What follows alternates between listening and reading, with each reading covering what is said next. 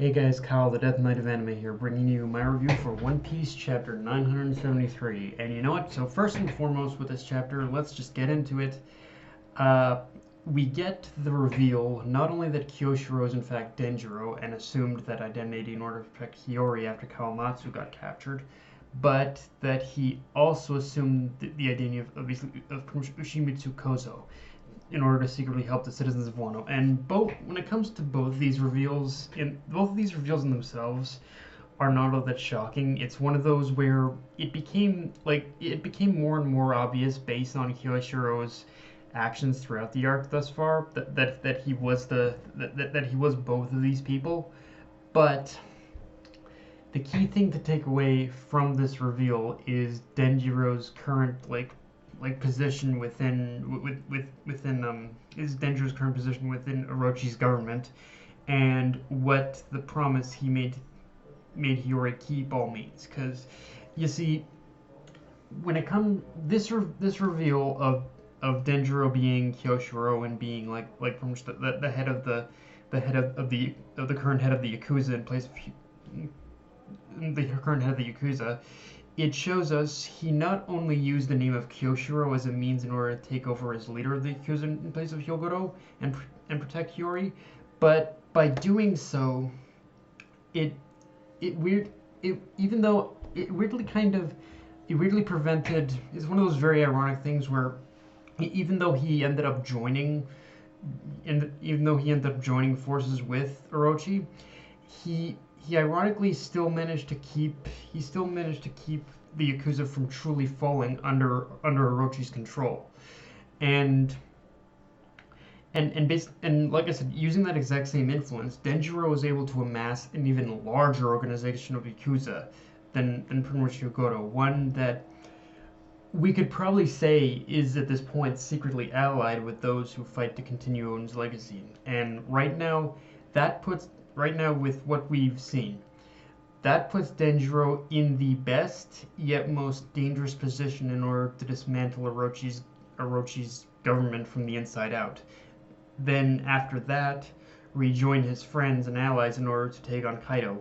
And with the combined forces of Samurai, Mink, and Yakuza, they can basically defeat Kaido, they can basically defeat Kaido, and that in itself is kind of one of the key points here, because and that in itself is definitely one of the key points, because as I said, with ironically enough, with Orochi's influence, it's basically allowed the Yakuza to thrive, and it's allowed.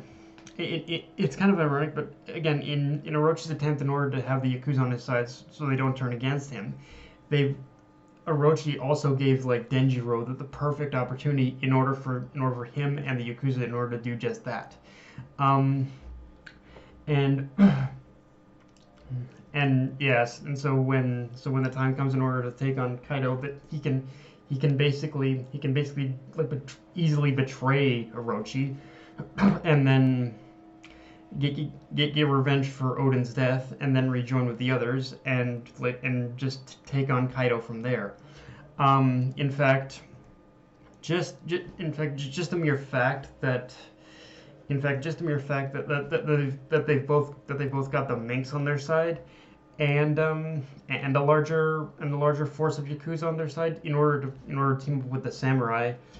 It basically all culminates to a situation where a lot of what happened in the past is repeating, but it's repeating in a sense of this isn't exactly going to go the same way it did back then, because the rebellious force is stronger now.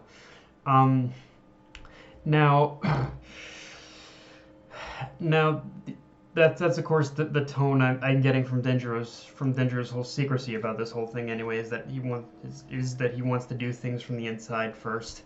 The only hitch in all this for me is how many of Denjiro's men will remain loyal to him when the time comes in order to betray Orochi, because I'm not gonna lie. A lot of what's been set up with Denjiro has got me with Denjiro being Kyoshiro and having this like and amassing an army of Yakuza in order to take on Orochi and Kaido is just epic as hell. The other thing about it though is that it kind of has a little bit of that death flag feel. Like I almost wonder if Denjiro is going if in Denjiro's attempt in order to kill Orochi from the inside out, he's going to end up getting killed himself. That's kind of the only fear about this whole thing I have. But and in fact and yeah, let's talk a little bit about the Minx, because as we see, the Minx were kind of brought up even very early in this chapter, in the beginning of this chapter, and considering what we've learned of them thus far, that in itself shows where the previous attempt to defeat Kaido went wrong. The Minx weren't there on the front lines with Oden. I mean, obviously Inuarashi and Nekomamushi were there, but at the end of the day, an entire army's worth were practically needed just as much as the samurai or Yakuza in order to have a chance against Kaido. And that is something that has, like I said before, that is something that has been corrected in the present by Luffy and Momonosuke forming the pirate Minx Samurai Alliance. Like they've all the pieces have. Like all the pieces have been set in order to make up for the mistakes of the past. Like any mistake that was made in the past in order to defeat Kaido, it's all like it's being corrected and it's all coming together. Like I said again though, maybe a little too easily, but it still is coming together, and it shows that yeah, the mistakes of the past might not necessarily be repeated. And also, even though it was only a brief scene of them arguing, we do see how Oden's death was kind of the cause of the inciting incident that never led to basically Neko and Inu pretty much being at odds for each other for years. That they were basically blaming each other for basically Oden's death, which I think was something was covered in the Zou arc, but yeah, it's like it kind of shows how just that one inciting incident really just kind of tore them apart almost. And yeah, so another thing about this chapter is we see Toki giving one final inspiring speech to the people before her death, which not only served as a means in order to keep the spark of rebellion alive within Wano, even after them being so brutally beaten down 20 years later. But you can also see that in the end, through meeting Oden, Toki had grown such a fondness towards Wano and its people that she was willing to entrust her dream to them and her children, rather than travel to the future herself in order to accomplish it. And in a weird way, it shows she basically had come full circle as someone who felt she could trust the others to carry on the torch rather than just constantly shouldering the burden of that responsibility herself.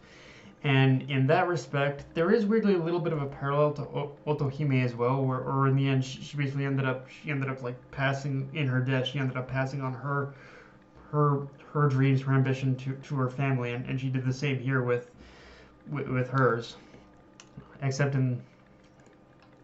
And so this chapter as well also gave us a confrontation between Kaido and Momonosuke, and that's one of those very small but important scenes that makes you really look at the context of everything that's happened thus far, and it really shows that Kaido not killing Momonosuke himself was probably the one big mistake he had made in his takeover of Wano, especially when you consider how much of a foothold the resistance has now. And yeah, as a whole, and yeah, it just shows how pretty much letting basically not killing Momonosuke himself was, again, it's probably the biggest mistake he made, because ever since then Momonosuke has grown as a character, and he's used his influence in order to really rally people around him again, just as his father did. So yeah, killing Momonosuke yeah, not killing Momonosuke. Yeah, kind of your biggest falter there, Kaido. um, and of course, and as this whole flashback has proven, the existence of just the Kozuki legacy itself, no matter what form it's in, is definitely something that Orochi clearly fears. Even if he may not openly show it, he still wants to try everything he can and use any resource to prevent it from resurfacing because he fears Odin that much, even after his death. But yeah, guys, that's all I got for this review. If you enjoyed the video, like, comment, subscribe. Follow me on Twitter, Facebook, and Crunchyroll. Death Knight of Anime, signing off. Later, guys.